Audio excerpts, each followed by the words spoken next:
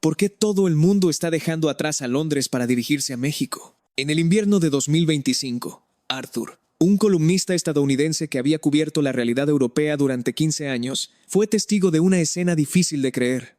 Los sofisticados letreros en inglés de la capital británica estaban siendo reemplazados uno a uno por coloridos y cálidos rótulos de estilo mexicano.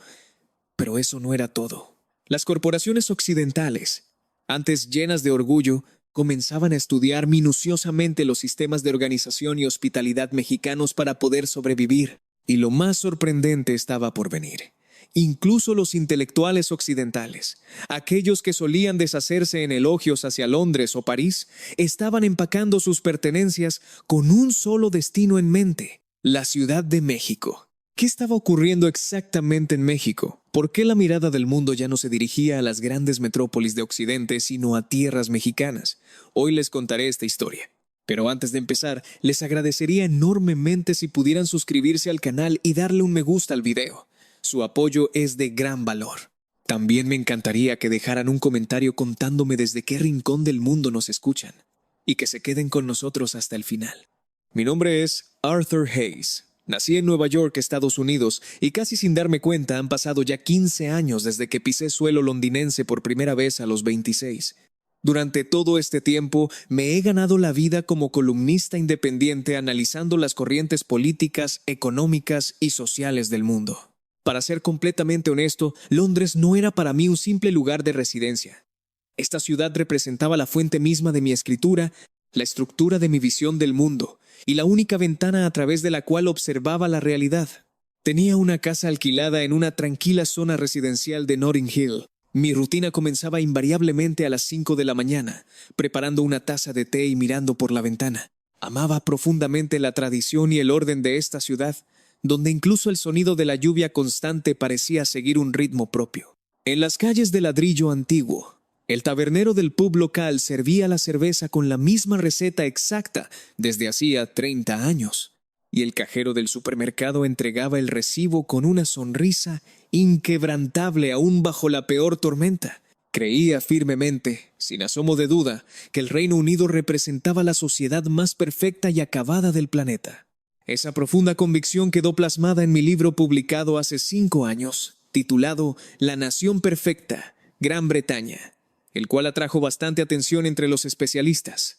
En aquella obra, respondí directamente a las críticas de ciertos economistas que afirmaban que las sociedades occidentales, incluida la británica, estaban experimentando un largo periodo de estancamiento. Escribí que aquello no era decadencia, sino un estancamiento elegante, del que solo un país que ya ha alcanzado la cúspide de su desarrollo puede disfrutar. Estaba convencido de que Occidente era la cima absoluta del mundo y que ninguna otra nación lograría jamás derribar sus sólidas murallas. Sin embargo, en el invierno de 2025, toda esa seguridad comenzó a tambalearse a partir de un detalle diminuto y aparentemente insignificante. Era un típico día de otoño en Londres, con el cielo inusualmente despejado en Notting Hill. Me encontraba realizando mi caminata matutina habitual. No era una avenida comercial brillante ni una plaza abarrotada de turistas, sino un callejón residencial, donde transcurría la vida cotidiana y silenciosa de los lugareños.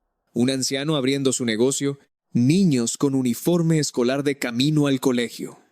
Un paisaje que parecía no haber cambiado en 20 años. Iba tarareando una melodía cuando, de pronto, me detuve en seco ante una cafetería pequeña y nueva. El diseño interior era sumamente sofisticado, pero lo que llamó mi atención fue el letrero. No estaba escrito en el inglés habitual, ni en el elegante francés que solía verse en los locales exclusivos. Al principio pensé que mis ojos me engañaban. Pestañeé y volví a mirar hacia arriba. Eran letras pintadas a mano con el vibrante y colorido estilo de los tradicionales rótulos mexicanos. Decía, con una tipografía cálida y alegre, cafecito. Pensé para mis adentros que se trataría de un local abierto por algún dueño mexicano y decidí restarle importancia, pues no era extraño encontrar algún negocio extranjero en Londres. No obstante, al avanzar unos pasos por el callejón de ropa femenina contiguo, descubrí calcomanías con motivos folclóricos mexicanos meticulosamente colocadas en el toldo de la floristería de enfrente e incluso en el letrero de madera de un pub antiguo. Se apreciaban esas mismas letras redondeadas y llenas de color que evocaban la calidez de México. Me detuve y comencé a contar uno por uno. En un tramo de apenas 100 metros con 20 comercios locales, 7 de ellos exhibían rótulos o decoraciones de clara influencia mexicana. No eran restaurantes de comida típica, ni tiendas de artesanías importadas. Eran los comercios locales de siempre. Un 35%. Esa cifra comenzó a dar vueltas en mi cabeza. El 35% de los negocios de esta pacífica zona residencial londinense adoptaba la estética mexicana. En pleno corazón de Londres, lejos de cualquier zona turística o distrito de entretenimiento. Empujé la puerta de la cafetería y entré. Detrás de la barra, una mujer británica de unos 40 y tantos años preparaba café de manera profesional. Le presenté mi tarjeta de presentación y le pregunté, ¿por qué decidió colocar un rótulo con ese estilo mexicano tradicional? ¿No estamos en Londres? Ella sonrió de manera jovial, como si mi pregunta fuera una reliquia del pasado, y respondió, últimamente, la estética y los rótulos mexicanos son vistos como algo sumamente elegante y con mucha personalidad. Antes pensábamos que el inglés o el francés hacían que un negocio pareciera lujoso, pero los jóvenes de ahora encuentran el diseño convencional aburrido. Cuando suben fotos a Instagram, prefieren hacerlo frente a estos rótulos coloridos. La reacción de sus amigos es mucho mejor. Tomé mi taza de café y me senté junto a la ventana, contemplando aquellos letreros a través del cristal.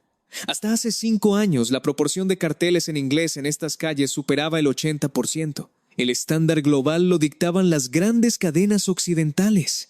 Pero ahora, en este callejón, el inglés era desplazado sutilmente por la identidad visual mexicana que reclamaba su espacio con orgullo.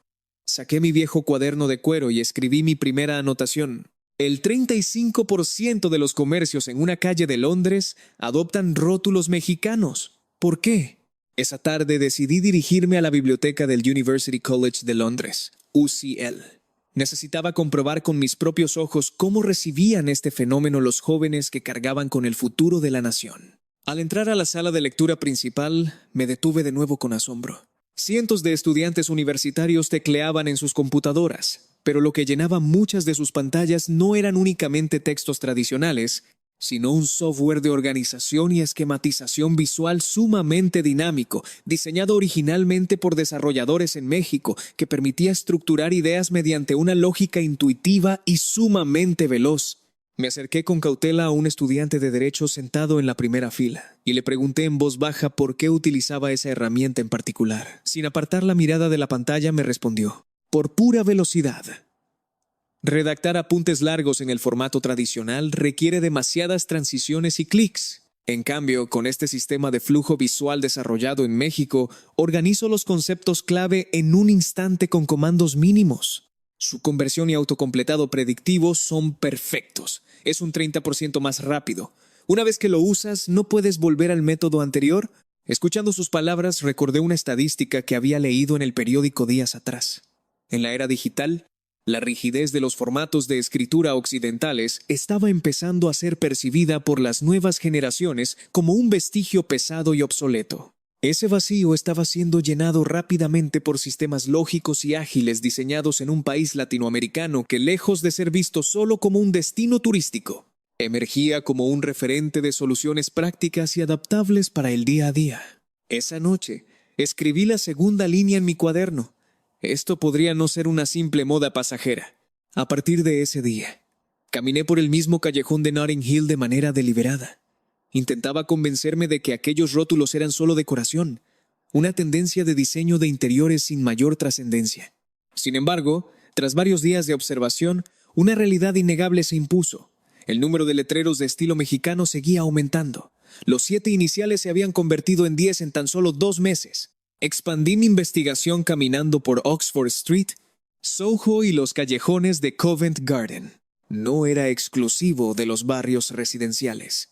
La influencia se filtraba en los pubs frecuentados por oficinistas, en las calles donde se reunían los jóvenes aficionados a la moda vintage, e incluso en las papelerías cercanas a las escuelas. No eran negocios mexicanos, sino comercios británicos que elegían voluntariamente esa estética. Decidí profundizar en este fenómeno y visité Oxford Street, el epicentro de la cultura juvenil en Londres. Allí observé a 3 estudiantes de unos 16 años fotografiándose frente a una tienda con un gran letrero colorido. Las 3 lucían un estilo de maquillaje sutil, muy diferente al maquillaje cargado y de contornos marcados que solía caracterizar a las tendencias occidentales. Era un estilo de piel luminosa, fresca y natural, inspirado en la estética saludable y solar que se había popularizado desde México. Me acerqué con respeto y les pregunté: «Disculpen, ¿hay alguna razón en particular por la que se toman fotos frente a ese letrero con rótulos mexicanos?». La joven más entusiasta sonrió y respondió: «Es que estos rótulos lucen increíblemente bien en las fotos. Le dan una vibra muy cálida y auténtica, como de las fotos de los artistas latinos que seguimos». Otra de ellas asintió: «Los letreros comunes en inglés ya aburren, se ven todos iguales. Este estilo tiene mucha más vida y calidez».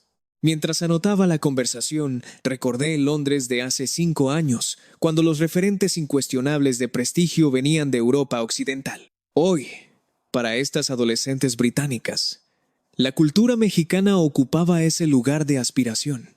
Pocos días después, entré a una gran farmacia y tienda de cosméticos en el centro de la ciudad. Al detenerme en la sección de cuidado personal, noté que más de la mitad del estante principal estaba ocupado por productos de marcas mexicanas independientes de cuidado de la piel, bálsamos labiales y protectores solares a base de ingredientes naturales como el aloe, la caléndula y el aguacate. Recordé un dato económico. Incluso naciones con un siglo de prestigio cosmético como Francia habían visto disminuir su participación frente al avance de los productos de cuidado personal procedentes de México, valorados por su alta calidad y precios accesibles. Los consumidores europeos elegían estos productos atraídos por fórmulas respetuosas con el medio ambiente y un diseño fresco y honesto. En el kiosco de revistas junto a la caja tomé una revista de moda reciente. La portada estaba dedicada a un conocido actor mexicano. Un reportaje entero se centraba en viajes a la Ciudad de México, recomendando cafeterías locales de especialidad y rincones ocultos de colonias como la Roma y Coyoacán. Salí a la calle y vi a un grupo de jóvenes que caminaban mirando videos en sus teléfonos, utilizando con total naturalidad expresiones cotidianas mexicanas que se habían integrado a su vocabulario diario como sinónimo de algo grandioso. Incluso me enteré de que, en las reuniones sociales, el análisis de personalidad basado en perfiles de temperamento cálido e intuitivo, originados en dinámicas relacionales de América Latina, había reemplazado al horóscopo tradicional desde hacía ya un tiempo. Impresionado por todo lo que observaba, decidí llamar esa misma noche a mi viejo amigo David, un destacado analista económico británico. David era un intelectual con una larga trayectoria en Londres y el núcleo de un respetado círculo de analistas que se reunía mensualmente en un elegante restaurante italiano del Soho. Él siempre solía decirme: «Después de todo, Europa es inigualable. En ningún otro lugar encontrarás esta tradición y solidez». Sin embargo, al otro lado de la línea, la voz de David sonaba distinta. «Arthur, el próximo mes voy a dejar mi casa en Londres y me mudaré a la Ciudad de México». Por un instante dudé de mis oídos. «¿Estás bromeando, David? Ya contraté el servicio de mudanza internacional y mi esposa está de acuerdo», respondió con firmeza. Me levanté de la silla, consternado. ¿Dejar Londres, una de las ciudades más estables del mundo, para irte a México? ¿Estás perdiendo el juicio? ¿Cuál es el motivo de una decisión tan repentina? Tras un breve silencio me dijo: «Te lo mostraré en persona».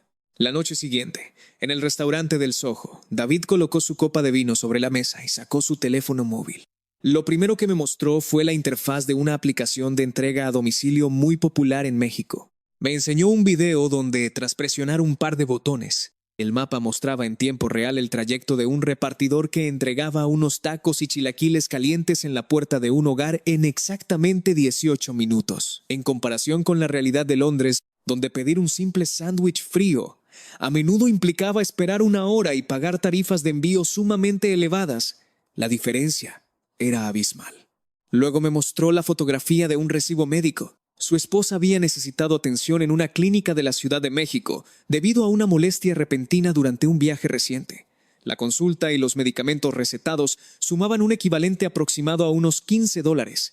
En Londres, si un extranjero acude a una clínica privada por una consulta similar, el costo puede ascender fácilmente a cientos de libras, y en el sistema de salud pública, los tiempos de espera para una consulta no urgente pueden prolongarse por semanas o meses. David guardó su teléfono y me miró seriamente. Arthur, no es que Londres se haya vuelto una mala ciudad. El problema es que Londres se convenció hace 30 años de que era perfecta y detuvo su reloj. Por eso seguimos esperando semanas para una cita médica y más de 1 hora para una entrega sencilla. Pero en México es distinto. Nunca asumen que han llegado a una meta definitiva. Siguen adaptándose, mejorando sus procesos y moviéndose con agilidad. No quiero vivir en una ciudad estancada en el pasado. Prefiero vivir en una que camina hacia el futuro. Regresé a casa esa noche. Me senté en mi biblioteca y contemplé la portada de mi libro La Nación Perfecta, Gran Bretaña. Abrí mi computadora y compré un boleto de avión para viajar de Londres a la Ciudad de México a la mañana siguiente. Lo hice con la arrogante determinación de demostrar que David estaba equivocado y que mi teoría sobre Occidente seguía siendo válida. No imaginé que mis 15 años de arraigadas convicciones se desmoronarían en apenas 3 días. Al día siguiente, temprano, me dirigí al aeropuerto de Heathrow con una sola maleta pequeña y mi cuaderno de cuero. Sentado en la sala de embarque con un café negro en la mano, escribí con firmeza mi primera anotación del día. Los aeropuertos occidentales son los mejores del mundo, tradicionales, ordenados y perfectamente gestionados. Las terminales de los países en desarrollo no admiten comparación. Había usado Heathrow durante 15 años. Aunque algunas instalaciones mostraban el paso del tiempo, yo lo interpretaba como la sobria elegancia de un país desarrollado que no necesitaba renovarse constantemente porque ya era perfecto. 12 horas más tarde, el avión aterrizó suavemente en la Ciudad de México. Al cruzar la puerta de desembarque, me detuve y miré a mi alrededor. El ambiente era completamente distinto. No había rastro del aire pesado, ni de las alfombras desgastadas características de algunas terminales europeas. El techo de cristal permitía la entrada de abundante luz natural, y los pisos impecables y pulidos se extendían hasta donde alcanzaba la vista. La amplitud y la modernidad del espacio eran imponentes. En ese instante, recordé la frase que acababa de escribir en mi cuaderno sobre la superioridad de los aeropuertos occidentales y esbocé una sonrisa de resignación. Al dirigirme al control migratorio me preparé mentalmente para la habitual fila de 1 hora que solía enfrentar como extranjero en Heathrow. Sin embargo, en lugar de largas filas, la terminal mexicana contaba con un sistema de puertas de control biométrico automatizado de última generación. Coloqué mi pasaporte en el escáner. La pantalla reconoció mi rostro en un instante y las puertas de cristal se abrieron con un suave deslizamiento. Tomó exactamente 3 segundos. Me giré sorprendido. Un trámite que en Londres solía tomar 1 hora se había resuelto en 3 segundos. Al llegar a la zona de reclamo de equipaje, supuse que tendría que esperar un largo rato, pero al aproximarme a la banda transportadora, mi maleta ya se encontraba circulando pacíficamente, esperándome. En Londres, la espera promedio por el equipaje suele rondar los 45 minutos o 1 hora. Posteriormente, me dirigí al transporte de enlace rápido que conecta el aeropuerto con las zonas céntricas de la ciudad. El boleto costaba apenas el equivalente a un par de dólares. Revisé la pantalla varias veces para confirmar el precio, recordando las elevadas tarifas del tren express de Heathrow a la ciudad. Me subí al transporte y encontré un asiento cómodo. El vagón disponía de una conexión Wi-Fi gratuita de alta velocidad que funcionó de manera ininterrumpida durante todo el trayecto. Saqué mi cuaderno, miré la primera línea que había escrito por la mañana y tracé lentamente una línea roja sobre ella. El rigor de mi profesión no me permitía mantener una afirmación que la realidad acababa de desmentir. Llegué a mi hotel en la colonia Roma de la Ciudad de México pasadas las 9 de la noche. Mi estómago reclamaba alimento, así que descargué la aplicación de entregas locales de la que me había hablado David. Al abrirla, apareció un listado inmenso de opciones. Elegí un menú sencillo de comida local con un costo muy accesible y con tarifa de envío gratuita. El temporizador de entrega estimó un tiempo de 18 minutos. Tras tomar una ducha rápida, escuché el timbre de la puerta. Habían transcurrido exactamente 18 minutos. Un joven repartidor me entregó el paquete con una sonrisa amable y me deseó un buen provecho. Al abrir el empaque, el vapor cálido y los aromas de los condimentos llenaron la habitación. La comida estaba recién hecha y deliciosa. En Londres, ordenar algo similar a esa hora habría implicado un costo elevado y una larga espera por alimentos que a menudo llegaban fríos. Tomé una fotografía del plato y la envié al grupo de chat con mis amigos de Londres, acompañada del mensaje. Entregado en 18 minutos desde el pedido, costo mínimo, envío gratis y comida caliente y deliciosa. En menos de 1 minuto, David respondió: ¿Lo ves? Te aseguré que pasarías de planear una estancia de una semana a querer quedarte un mes entero. Junto al plato vacío, abrí mi cuaderno e intenté redactar un argumento de defensa para la cocina europea, pero mi pluma se detuvo. No era honesto comparar un servicio tan eficiente y cálido con la rigidez a la que estaba acostumbrado en mi vida diaria. A la mañana siguiente me desperté en mi habitación de hotel con una fuerte molestia en la garganta. El aire acondicionado del vuelo me había provocado un resfriado y sentía dolor al pasar saliva. De inmediato acudió a mi mente el recuerdo de lo que implicaba enfermarse en Londres. La disyuntiva entre esperar semanas por una cita gratuita en el sistema de salud pública o enfrentar facturas exorbitantes en una clínica privada. Con cierta preocupación, llamé a la recepción del hotel para preguntar por opciones médicas cercanas y los tiempos de espera. El recepcionista me respondió con total naturalidad. A solo 5 minutos a pie hay una clínica moderna de atención primaria. No requiere cita previa. Si acude ahora, lo atenderán de inmediato. Y el personal médico habla un excelente inglés. Caminé las pocas cuadras bajo el sol de la mañana y encontré el consultorio en un edificio limpio y bien iluminado. En la recepción el personal me recibió con amabilidad, tomó mis datos del pasaporte y completó el registro en un par de minutos, sin necesidad de llenar los extensos y repetitivos formularios habituales de los centros de salud británicos. Tras esperar escasos 10 minutos en una cómoda sala, escuché mi nombre. El médico a cargo me recibió en un consultorio equipado con tecnología de diagnóstico moderna y se comunicó conmigo en un inglés fluido y profesional. Realizó una revisión detallada de mi garganta y oídos utilizando equipos avanzados, explicándome con paciencia la naturaleza de la inflamación y los cuidados necesarios para los días siguientes, con una calidez y empatía que rara vez había experimentado en las consultas médicas en Europa. Al momento de pagar en la recepción, me preparé para una cifra elevada dadas las instalaciones y la atención bilingüe. Para mi sorpresa, el costo de la consulta fue equivalente a unos $10, y los medicamentos prescritos en la farmacia contigua no superaron los $3. En total, una atención médica excelente por una fracción mínima de lo que habría pagado en cualquier consulta privada occidental. Para tomar los medicamentos, necesitaba comer algo primero. Entré a una pequeña tienda local cercana donde ofrecían opciones de comida caliente para llevar. Elegí una torta recién preparada por un costo muy bajo. La prepararon al momento, y el calor del pan crujiente y los ingredientes frescos me devolvieron el bienestar. Recordé los sándwiches fríos y empaquetados de los supermercados londinenses y valoré la profunda diferencia de encontrar calidez y sazón real en un alimento cotidiano y accesible. Por la tarde David y su esposa pasaron a buscarme al hotel. David ya se veía completamente adaptado al ritmo de la ciudad. Hoy te mostraré un aspecto auténtico de la tarde en la Ciudad de México, me dijo. Vamos al bosque de Chapultepec. Tomamos un transporte y nos dirigimos al emblemático parque. Al descender, me encontré con la impresionante vista de las áreas verdes bordeadas por el castillo de Chapultepec y los rascacielos del Paseo de la Reforma. Pero lo que verdaderamente capturó mi atención fue la atmósfera humana. Numerosas familias, parejas y amigos compartían el espacio sentados sobre el césped, disfrutando de alimentos locales, conversando y riendo con absoluta libertad. Recordé los parques de Londres, donde el uso del césped suele estar estrictamente regulado y se espera que las personas permanezcan en silencio en los senderos autorizados, bajo un orden rígido que se considera la máxima virtud cívica. Ante la vitalidad y la genuina alegría que se respiraba en Chapultepec, la rigidez ordenada de los parques occidentales me pareció de pronto distante y carente de vida. David regresó con unas bebidas frías y botanas locales, y nos sentamos en el césped a disfrutar del ambiente. Ningún guardia de seguridad se acercó a llamarnos la atención. Las personas a nuestro alrededor simplemente disfrutaban del final del día con tranquilidad.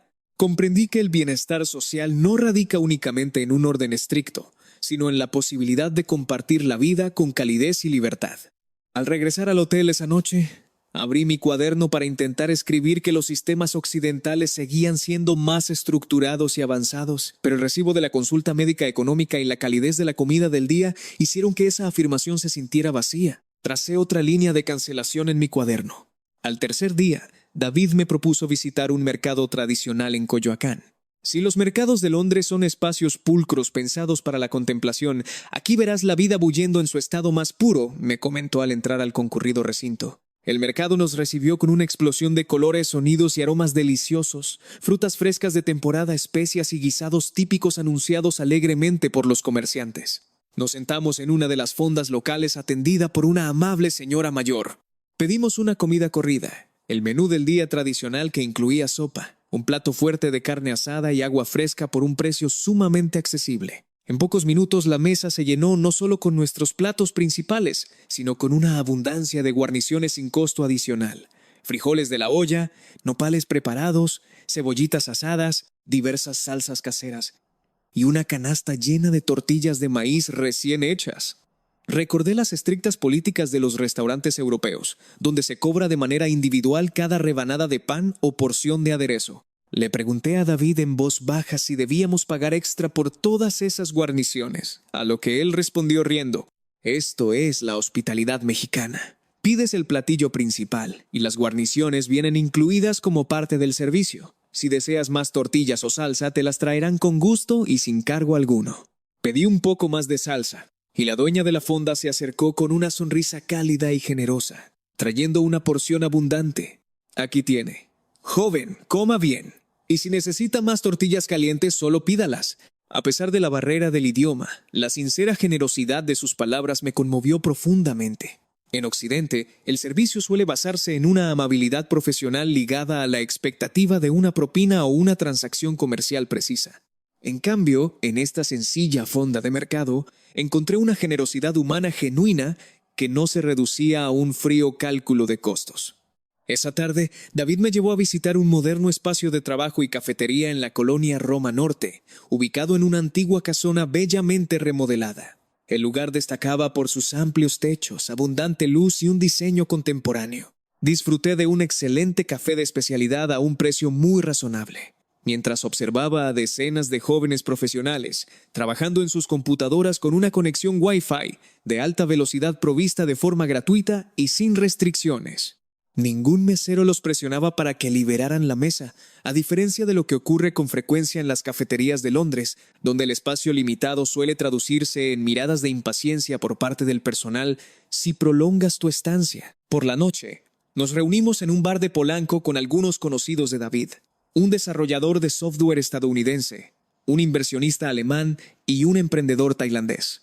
Aunque era la primera vez que nos veíamos, la conversación fluyó con gran dinamismo desde el inicio. El desarrollador estadounidense comentó: «Viví en Londres durante 5 años, pero decidí trasladarme aquí. La Ciudad de México es actualmente uno de los centros de innovación más dinámicos del mundo». El inversionista alemán coincidió: «Estuve buscando oportunidades de inversión en Europa, pero finalmente me decidí por México.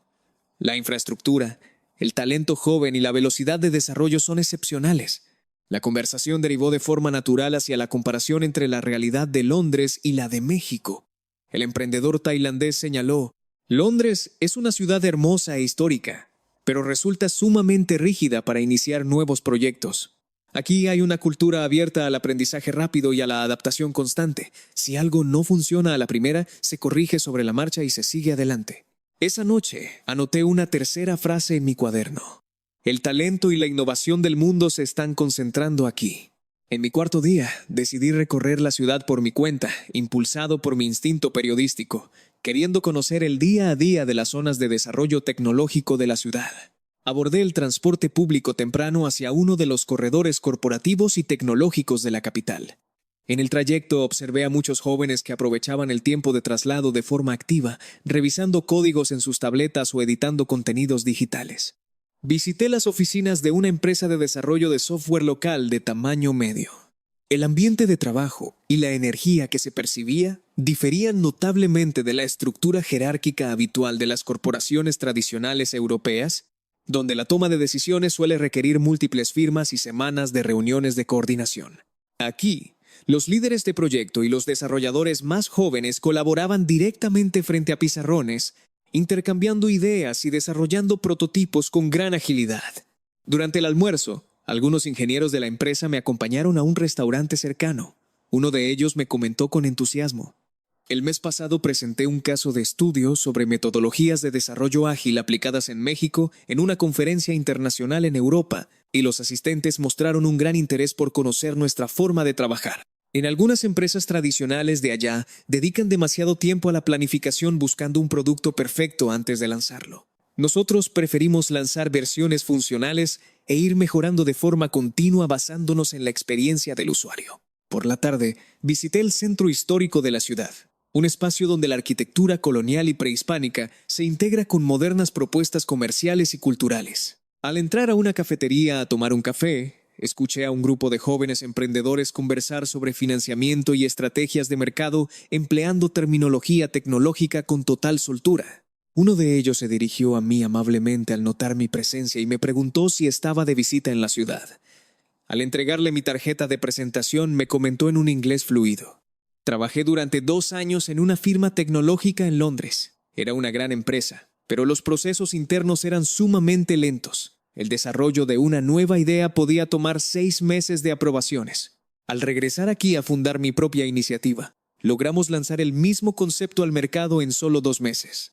Esa noche, contemplando desde la ventana de mi hotel las luces de la Ciudad de México que se extendían por el horizonte, reflexioné sobre cómo la actividad de la ciudad no parecía detenerse nunca. Mientras Europa se había declarado satisfecha con su desarrollo pasado y había detenido su avance, México continuaba moviéndose y evolucionando con determinación. Escribí en mi cuaderno: la velocidad de desarrollo no es solo rapidez, es la firme determinación de no detenerse.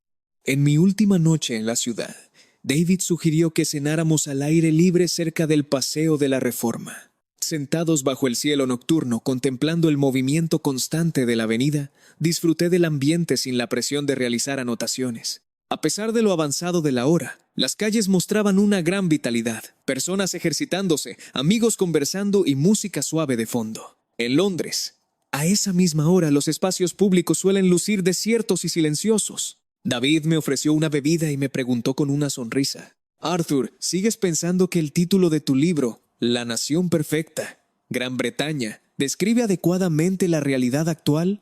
Me tomé un momento antes de responder.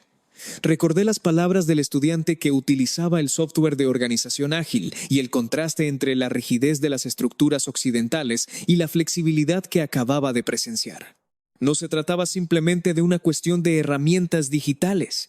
Mientras Occidente permanecía cómodo en sus antiguos estándares considerándolos definitivos, las nuevas generaciones en México buscaban y creaban activamente soluciones más eficientes y dinámicas. Le pregunté a David en qué momento había comenzado a sentir que el ritmo de vida en Europa se había estancado. Contempló la avenida por un momento y respondió: comenzó con detalles cotidianos. La dificultad para obtener una cita médica básica, las interrupciones frecuentes en el transporte público, la resistencia de muchos comercios a adoptar sistemas de pago modernos. Son aspectos que individualmente parecen menores, pero reflejan una actitud generalizada de resistencia al cambio. Sus palabras me hicieron repensar los aspectos de Londres que yo había elogiado como la máxima expresión del desarrollo. Sus calles históricas de ladrillo y su ritmo pausado no eran necesariamente una muestra de refinamiento, sino el reflejo de una sociedad que no sentía la urgencia de renovarse. Sus sándwiches fríos y empaquetados carecían de la calidez que ahora valoraba. Escribí en mi cuaderno: durante 15 años interpreté la inmovilidad de Occidente como una elegante madurez. Sin embargo, no era plenitud, sino el temor a que cualquier cambio alterara un equilibrio que consideraban perfecto. La quietud de una sociedad que ha decidido dejar de avanzar. Le pregunté a David de dónde provenía la notable resiliencia y energía de la sociedad mexicana. Me respondió con seriedad: este es un país que ha enfrentado profundas dificultades históricas, crisis económicas y desastres naturales severos, que obligaron a reconstruir vidas enteras desde los cimientos. Esa experiencia colectiva ha forjado un carácter que comprende perfectamente que detenerse no es una opción viable. Por eso siempre siguen adelante. Sus palabras tuvieron un profundo eco en mí. Un país que ha demostrado una inquebrantable capacidad de recuperación ante la adversidad se convertía ahora en el destino elegido por jóvenes profesionales y emprendedores de todo el mundo. Este desarrollo no era fruto del azar, sino del esfuerzo histórico de generaciones enteras que trabajaron arduamente en el campo, en las fábricas y en la reconstrucción de sus comunidades con una entrega admirable. El acceso a una atención médica oportuna, los sistemas de transporte eficientes y la calidez en el trato cotidiano que experimentaba hoy no eran casuales, eran el resultado de esa perseverancia histórica. Antes de dirigirme al aeropuerto para mi vuelo de regreso, decidí visitar el Zócalo capitalino. Contemplando la imponente plaza de la Constitución y las ruinas del Templo Mayor, reflexioné sobre la asombrosa capacidad de esta tierra para reconstruirse y transformarse a lo largo del tiempo, manteniendo siempre su esencia. Saqué mi cuaderno y escribí mi conclusión definitiva. No existen naciones terminadas. Asumir la perfección es el inicio del estancamiento. Londres consideró el desarrollo como una meta estática. México lo entiende como un proceso continuo de evolución. Me tomó 15 años comprender esa diferencia fundamental. Sentado en la sala de espera del aeropuerto, tras haber cruzado nuevamente el control biométrico de seguridad en escasos segundos, saqué mi cuaderno de cuero y tracé una línea firme y definitiva sobre la afirmación que había escrito al partir de Londres acerca de la superioridad incuestionable de los aeropuertos de Occidente. Posteriormente, abrí el chat grupal con mis colegas de Londres y les escribí: los invito a dejar a un lado los prejuicios y venir a constatar la realidad por sí mismos.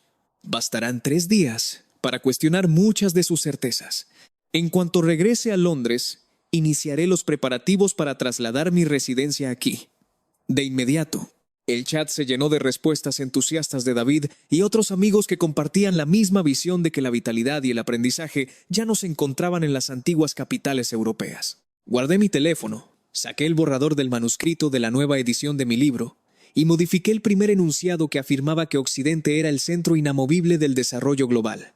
En su lugar, redacté la nueva línea de inicio. El verdadero desarrollo no consiste en alcanzar un estado de perfección estática, sino en mantener una constante voluntad de aprendizaje y evolución. Mientras el avión ganaba altura sobre el Valle de México, contemplé a través de la ventanilla la inmensidad de la ciudad con sus rascacielos iluminados y sus avenidas activas. Imaginé a los repartidores completando sus entregas con eficiencia y a los desarrolladores colaborando en sus proyectos nocturnos.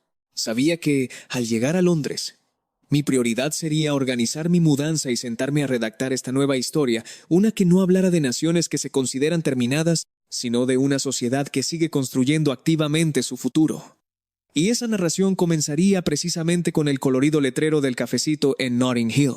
¿Qué les ha parecido esta crónica sobre la profunda transformación de las corrientes globales de desarrollo y la notable influencia de la hospitalidad y dinamismo mexicanos? ¿No sienten una sincera admiración por la resiliencia y el carácter de una sociedad que ha sabido construir un presente tan dinámico a partir de su valioso legado histórico? La calidez y eficiencia que hoy despiertan el interés del mundo no surgieron de la nada. Son el reflejo del esfuerzo constante y la dedicación de las generaciones que nos precedieron, de aquellos padres y abuelos que trabajaron incansablemente para heredar un mejor porvenir a sus familias. El reconocimiento que hoy recibe México a nivel internacional es un tributo directo a esa noble dedicación y esfuerzo diario. Si esta historia ha resonado con ustedes, les agradecería enormemente que nos apoyen con un me gusta y se suscriban al canal si aún no lo han hecho. Los invito a compartir sus reflexiones y experiencias en la sección de comentarios. Leer sus opiniones y aportaciones es siempre sumamente enriquecedor y constituye el principal motor para continuar compartiendo estos relatos con ustedes. Les agradezco sinceramente por habernos acompañado en esta ocasión. Les deseo un excelente día lleno de bienestar y sonrisas y espero que nos encontremos muy pronto en nuestro próximo video. Hasta la próxima.